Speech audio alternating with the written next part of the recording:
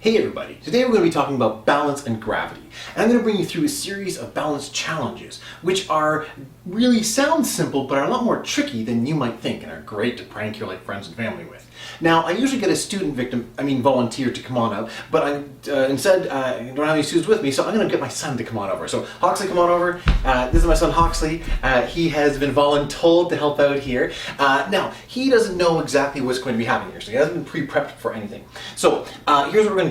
to do. The first balance challenge is going to be hard. Get ready, brace yourself, we're starting big.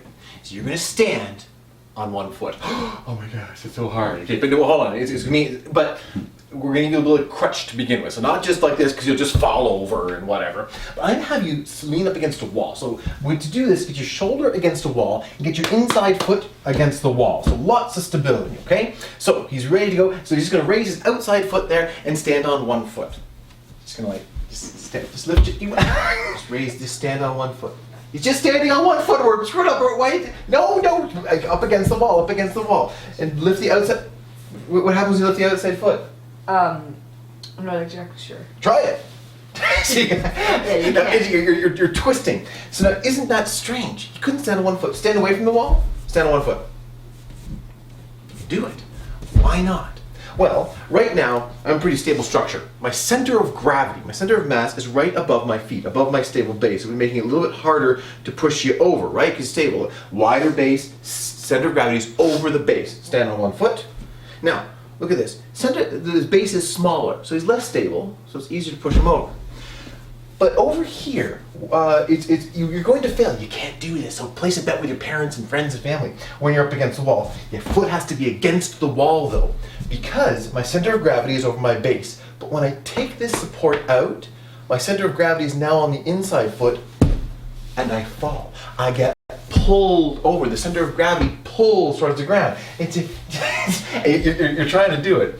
But when you go to stand on one foot, center of gravity is here, you actually, without knowing it, shift your center of gravity over your base. Just like that. You don't even realize that you're doing it, but your body knows. Just like when Hoxley was trying to stand on one foot, he didn't know what he was doing, but he knew his body had to get up against the wall in some way. Okay? Exactly. So that's balance challenge number one. Stand on one foot. Okay? Now, some of the principles of stability I want you to take away from this is that you're a stable structure when you have a wide base and your center of gravity is over that base. Standing on one foot shifts over. Okay, here's balance challenge number two. You're going to touch your toes. Ooh, hard. Okay? I can't do that normally. Can't do it normally. That's okay. We'll see how well you do though. So we're going to start again. Stability, safety. Put your heels against the wall, your butt against the wall, and I'm going to get you to lean over and touch your toes. Without moving my butt off the wall. Without moving your butt off the wall. Yeah, that's the furthest I can get. You go any further, what happens? You fall over. You get pulled forward again. Take a step away from the wall, and touch your toes. So not that hard, not that hard. But why then is it that when we bend over, we can't touch our toes? We get pulled forward. Well, think right now, pretty stable, center of gravity is over the base. But as you lean over, your center of gravity actually comes out here. It's away from your base. Do that again, put your heels against the wall, butt against the wall. And I want you to find your balance point. The point where if you go any further, you will tip. You get pulled forward. That's pretty good. You're right there. Your toes are probably grabbing. But when you step away from the wall, you can do it. You can touch your toes, right? So why? What's the difference? Why can you touch your toes when you're away from the wall? You stick out your butt. Your butt acts as a counterweight. So when I go down, my butt goes back and the center of gravity comes back towards my base and I'm able to touch my toes. Because that center of gravity stays over the base. Just like those giant tower cranes that you see. They have a big weight on the back. They lift huge weights up and bring them. It's because they have a counterbalance. So that's balance challenge number two. If your center of gravity can't be over your base, use a counterbalance to pull it back. Okay? Now, let's try this one. I'm going to have you need a chair for this one. Okay? So I need you to sit in the chair there. Okay? Now, you sit right in the chair, good. I need your feet at 90 degrees and together. There. Now, here we go. This is a really great parenting technique here. You have been bad. You didn't do your homework. You have to stay in that chair.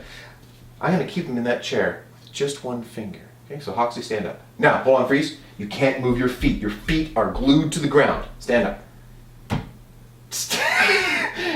We just gotta stand up. See, look at that pro-parenting tip right here. Can't do it, can't stand up. Now, you may think, well, it's just because you're the adult and he's a kid, he can't do it. Let's switch places. So, I'm gonna sit in the chair, feet are together, back nice and straight, and I'm there, and I'm going to stand up. Look, I'm not moving my feet. Stand up. Now, I couldn't with just a thumb. So sit back down again. Right now, Hawksley is a stable structure because look at the size of his base. Hold on, look at this. The base is way bigger. It's a square now instead of 2 feet in that line. So he's pretty stable right now. It'd be hard to knock him over. And also, his center of gravity is above the base. Here's the base, his center of gravity is above it. Here's an extra bonus one. He's also stable because his center of gravity is lower. The lower your center of gravity is to the ground, the more stable you are. Think about football players who are defending the quarterbacks. They get down low. Their center of gravity is low. The whole point is to push them up, right? So now, I'm not going to hold you in place, but you can't move your feet. I want you to stand up. Easy peasy, no problem. Sit back down. Watch what he did there. Stand up again. Freeze. Center of gravity is coming forward from his old base over to his new base, and he can stand up. Excellent. Grab a seat. Now, new rule. You may not lean forward, but your feet are unglued. Stand up. Awesome. So he didn't move the center of gravity over his new base. He moved the base under the center of gravity. So that's what will make you stable when your base is under your center of gravity. Wide base. Base is the center of gravity is lower to the ground. All right. Here's the next challenge and final balance challenge. This one is tricky and will give you the most number of false positives if you don't do it right. Okay? So listen very carefully to the setup. You'll need a chair and you'll need a wall. All right? So you're going to take 3 steps back from the wall. You may remember this from the Bill Nye video you watched as well. But it's going to be heel-toe steps. That's a heel-toe step.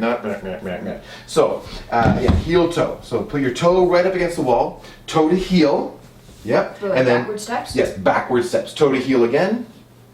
There we go. And then feet together. Good. He is now the appropriate distance from the wall. The key here is that everyone is going to have a different distance from the wall based on the size of their feet. Now, what you're going to do next is you're going to hinge at the hips. So hold on, just turn, so look at me for a second. So now you're there. You're going to just use your hips and you're going to hinge. Don't round your back and just don't fall into the wall and smash your face. Tip of the day, don't smash your face, all right?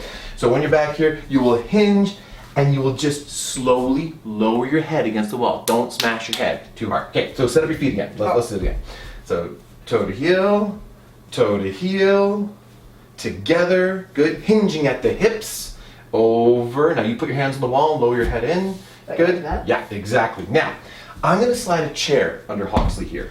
He's going to grab the sides. He's going to pick it up just like that. Okay, so you can take your hands off the wall, leave your head there. Just like So now, this? yeah, keep your back down. So yeah, grab it on the other side. Now pick it up, right up to your chest. Now, stand up. You can, don't smash your face. Okay, you can put it down. This is tough. This is tough. Not everyone can do it, but some people can. And a lot of times, girls will usually have an easier time doing this. In general, doesn't mean guys can't.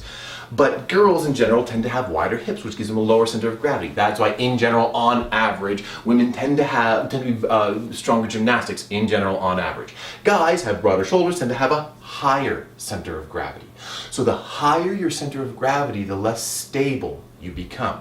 So Hoxie stands beside me. I'm a little bit taller than him. His center of gravity is right about here. My center of gravity is right about here. If I were to give him something heavy to hold, now his center of gravity is even higher. And it wants to pull him forward there. So he's less stable now because the center of gravity is higher. And if you were to take something and hold it above your head, now your center of gravity is even higher, but it's in line with your base. So you're okay there. All right?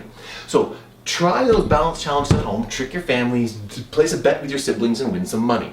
So the key things I want you to remember are that a structure is stable when it has a wide base. When the center of gravity is over that base or has a counterbalance to bring it back. And the lower the center of gravity is, the more stable something is. All right? So thank you very much, Huxley, for learning some science and doing some sciencing with us. He totally was not prepared for any of this. I didn't prep him at all. So thanks so much for watching.